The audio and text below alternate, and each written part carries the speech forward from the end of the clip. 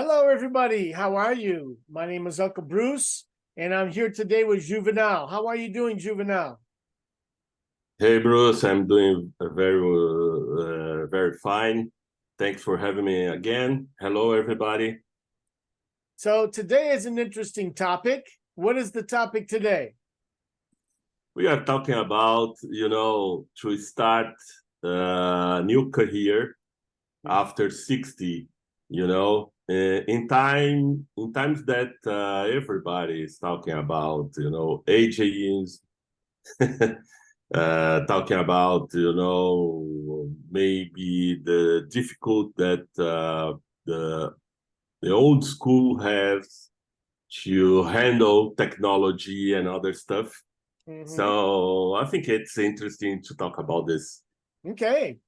How old are you now? I am almost 55. You're getting close to 60. Yeah, I will turn on 55 in December. Okay. This year. Yeah. Yes. I'm actually 66. 66. Yes. Route Like 66. the song. Yes. So this definitely is relevant to my life. Okay. Talking about finding work after the age of 60. In the United States, we have a lot of laws against discrimination. One of the laws against discrimination is ageism. Okay. You cannot discriminate against somebody because of their age. You cannot discriminate because of sex, sexual orientation. You cannot discriminate against a person because they have children or they're married or single. You cannot even ask those questions in an interview. I cannot ask you if you are married, if you have children, what your orientation is sexually. I cannot ask those questions. It's against the law. I can get in big trouble if I ask. In fact, they do not include a picture in your resume. When you send the resume, you do not send a picture. You do not talk about your age. Yeah. I know here in Brazil they do. It's automatically they include the information in a resume. So they don't need to ask. You've already told them. So, as an American employer, an American employer doesn't need to ask. It's already provided by the Brazilian people. It's like, okay, that's interesting information.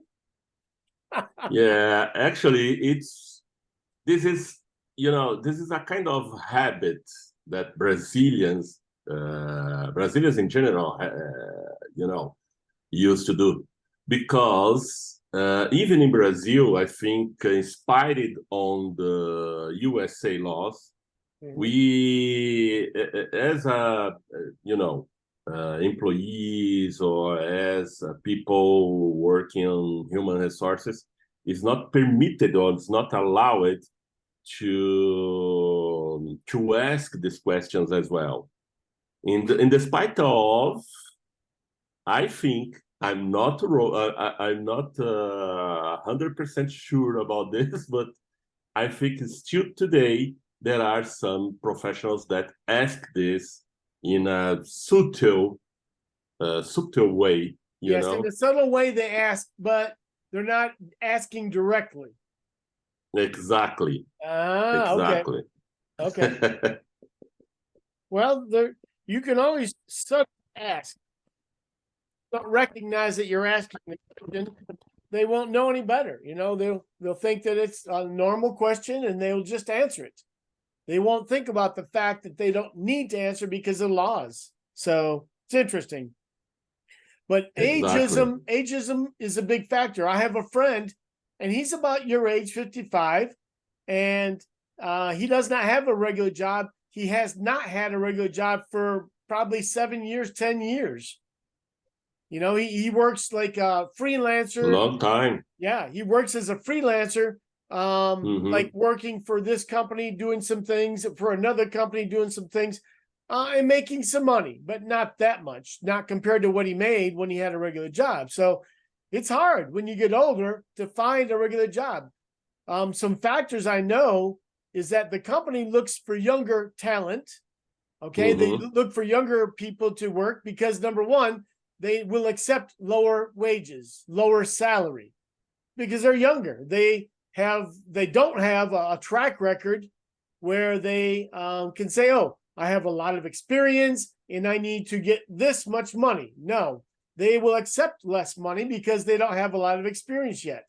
So that's one factor. Another factor is growing with the company, to go into the company and to grow and to be promoted inside the company over some years, not over some, a little number of years. Like an older person might only be able to work 5 more years and then they will retire.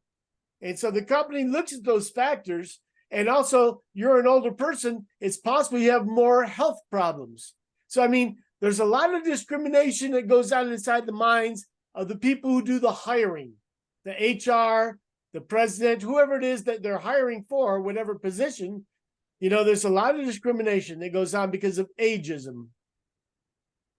Exactly. It's interesting. And I did a little research for my master course a few months ago about the conflict between generation in the work environment.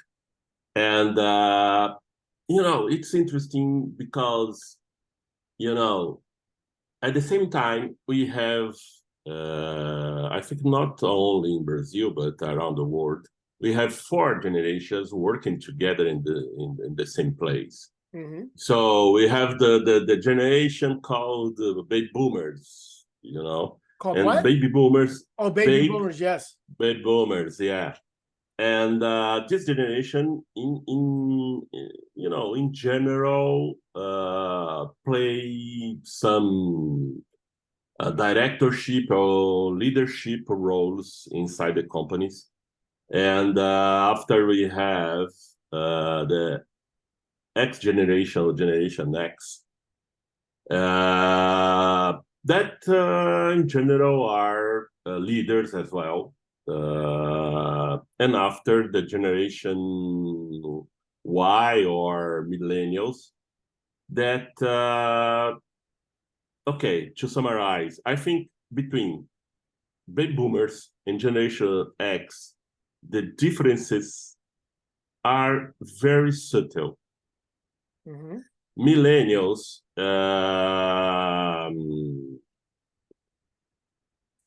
I think that the people in this generation, number one, do not have much patience, to expect a promotion inside companies. They want everything at the same time and very fast, so quickly. Yes. And they don't intend to spend a lot of time with only one employer. So the paradigm in this case, because companies, as you said,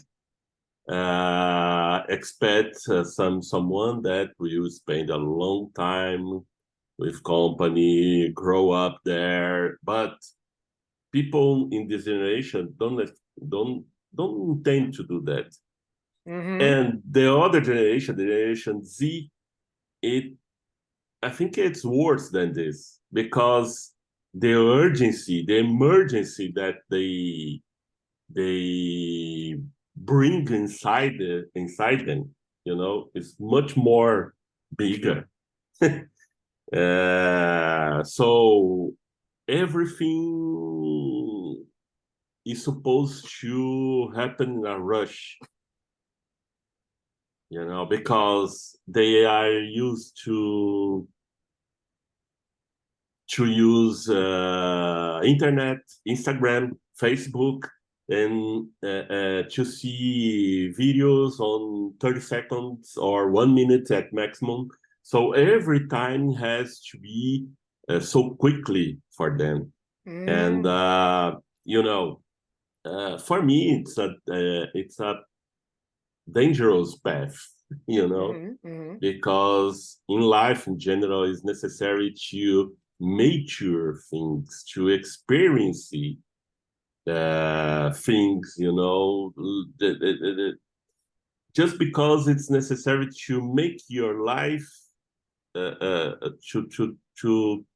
have your life make sense, Okay. I don't know if I am so philosophical today.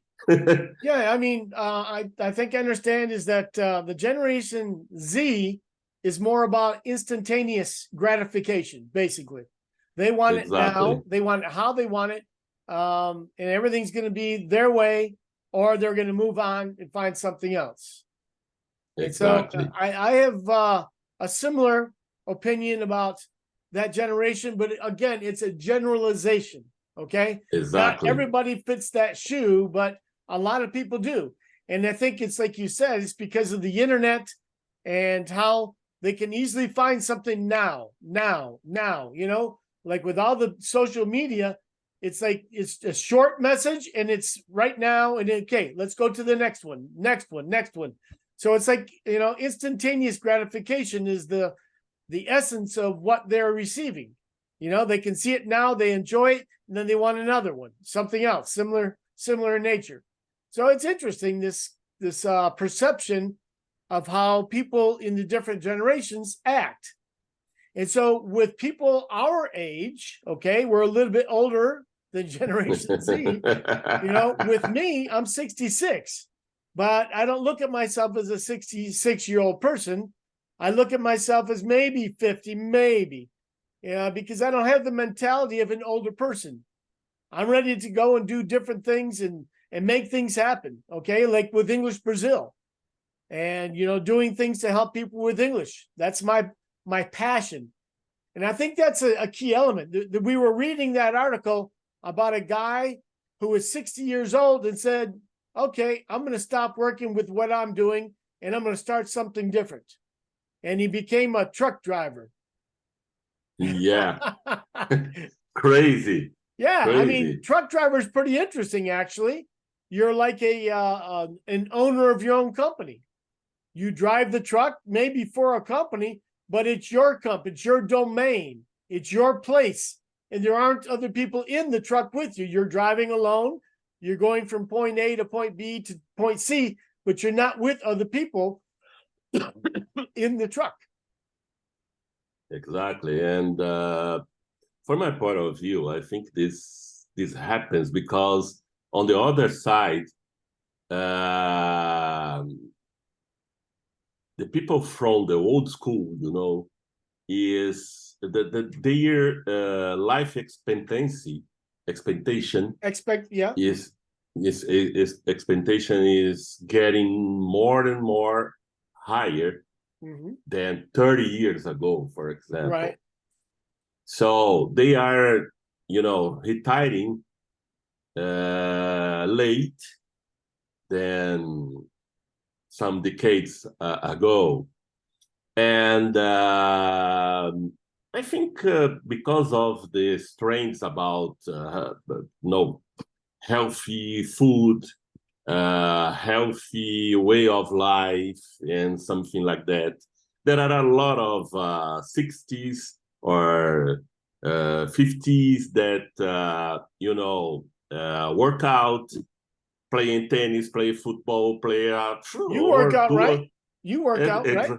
Yeah. Me too. And I used to play tennis at least twice a week. So, and the mind, the way of thinking is so active. We are not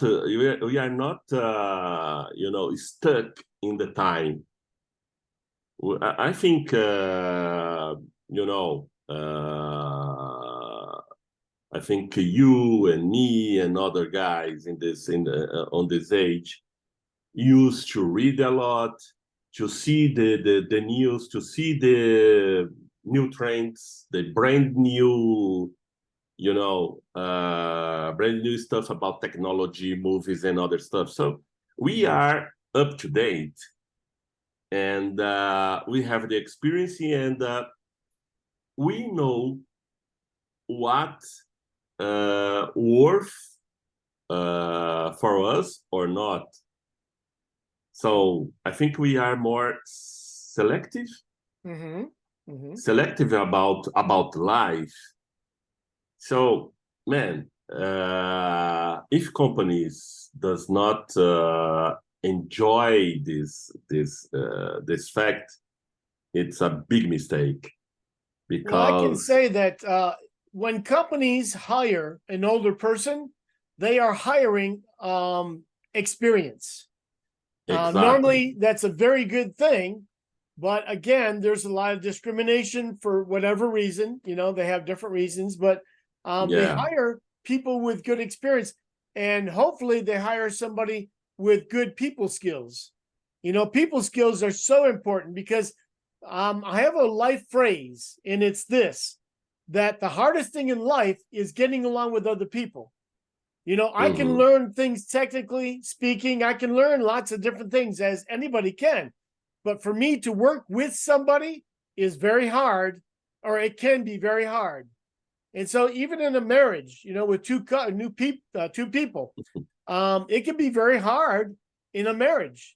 So working with other people is similar, you know, to have a relationship to give and take. And that's an interesting thing. When I was studying about Brazil in my master's degree program, my MBA, we had a class about cultures. And the main word that they used to describe Brazil was samba. Because with the samba dance, there's a give and a take, a movement, a swaying of the body. It's the same thing with the culture of Brazilians. It's like when you go into traffic, somebody's going to slow down, let the other one in. You know, it's just the way it works. I mean, it's not too often you have an accent where people, now it's my right. I'm going to go first. Okay. It's not often you have this. Somebody normally stops, lets the other one in. But in the United States, it's my right. Get out of my way. Do not get in my way. I'm going. And man, you have problems. That's when you have road rage with people killing each other with guns on the street, you know? Because they don't act right. So in Brazil, there is this different mentality about life. And so it's this idea of being forgiving, being liberal with your gestures of goodness towards other people.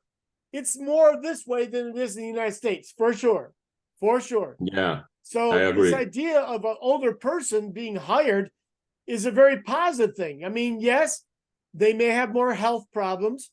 And yes, they may have more difficulty moving and even thinking, okay? They're not fast thinkers like the younger people with a fresh hard drive.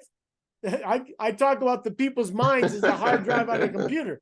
You know, that you know, because our minds are not as free to think different ways as a younger person because they're not stuck in their ways. But you know, we can learn. Older people can learn too. Yes, for sure. And you know, the other interesting thing, I think, because of that, old people, as I said, are more selective about life, and they don't want to spend a lot of time doing something that they don't like. They don't love, you know, to be in a work or doing some activities or, you know, run a business that they don't want, they don't like, they don't love. So, you know, I think it's about the life of this guy, you know. In some time in his career as a CEO, man. So everybody wants to be a CEO. So as a CEO, he decided to give up and start over. Yeah, being a CEO is not easy. It's not easy being a CEO or a business owner. It's a lot of responsibility and a lot of work. Exactly. So I think it's about, again, the mental health. Yeah. And so to start over at the same time is something, you know, you can become so scary about what is the future, what next. But on the other side, it's very excitement to start something that you love. You know, that's I think that's the key word about finding something you have a passion for. I have a passion for helping people with English. Okay. Yeah. That I like to do a lot. Operating the company of English Brazil is a little bit hard. There's so many different facets, different areas that you need to think about. And so it's not easy. And it's been a big challenge. It's like another MBA for me. It's my second MBA, okay, to have English Brazil. But okay, I'm doing it because I want to help people. And I've got a lot of people helping. And like you're doing the podcast with me right now. So that's cool. So finding a passion is so important to having job satisfaction, because when you have a passion, the job is not a burden. It's not something you despise and you don't want to do, but you do because you have to make money. No, it's you do it because you like it, you enjoy it, and you make money. And so that's a very positive thing, is to have a passion about what we do in our lives. Exactly. And, you know, there is a quote that some life coaches or, you know, some people from human resources used to say, when you have more than a job and have some purpose in your life, like you know, your purpose is to teach people, to talk, to speak English, to spread the language in Brazil. So it's about purpose. It's more than a job. Yes, it's different. Yes, it's quite it's different. like an internal drive to get up and do what I need to do because I want to do something good. And so this idea of helping other people, I think, is a key factor. To make a lot of money, I think a lot of people would like to do that. I'm 66, so I don't need to make a lot of money. I'm happy. I have my retirement and everything's okay. In fact, I'm using part of my retirement to support English Brazil at this time. And I want to conclude that. I want to stop using my retirement money to support English Brazil. I want to have enough people that are paying because they like what English Brazil represents and how it is helping them, so that I don't need to pay out of my pocket, to help English Brazil survive. So that's my goal right now, is to get English Brazil to a point where it's making enough money to pay the teachers, the organizers, to pay for all the infrastructure of the website and all that. And I don't need to come out of my pocket with some money. So that's my goal right now.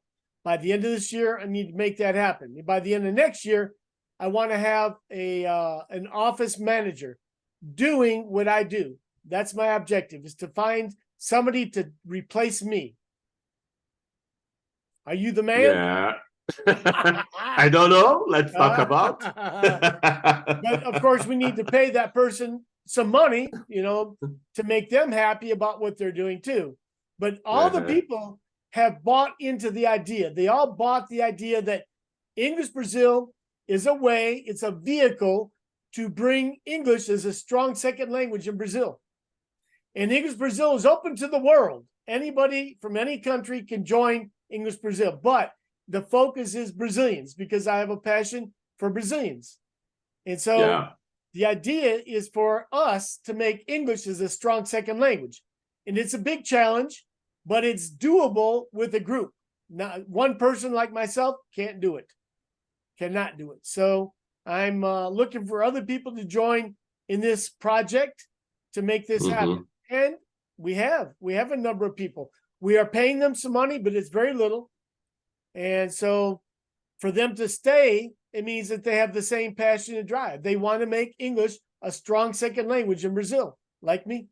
So it's working, but it's a slow process. But we're going to yeah, for sure. we're going to start using more advertising with social media. We're going to start that hopefully this month, or at least by the beginning of next month. We're going to start, and hopefully that'll generate more people to participate and to pay for what we have. We have classes. You know, we didn't want classes in the beginning, but we saw that there are many people that want to have conversation, but they don't have the ability yet because they still don't know the basics of the language. So we said, okay, we need classes to make the people able to have the conversations. It's necessary. For sure. For sure. So what is your next job? Could be. Could be. Possibly. Actually, yeah, I think I did, something like this guy did in the article. When I turned 52 or 53, when I was in a company, and the stuffs were not going as I think it's right. It's about beliefs, it's about values, it's about what is right, what is wrong for me. And suddenly everything was everything did not make sense anymore. So I how can I say, I fired myself. Well, I resigned. So I resigned. Yeah, I resigned of the company, and nowadays I support some young guys, like a mentor, in young guys from low income class. I did these sessions with you, and I used to cook. Maybe, I don't know, it's something like that could become some job for me. I don't know, because cooking, I like a lot. Yeah, it's my passion. Beyond to drink wine. So I know you like to drink some wine. Yeah. And that's it. So my life nowadays, of course, it's necessary to make more money, maybe, in despite of I am okay.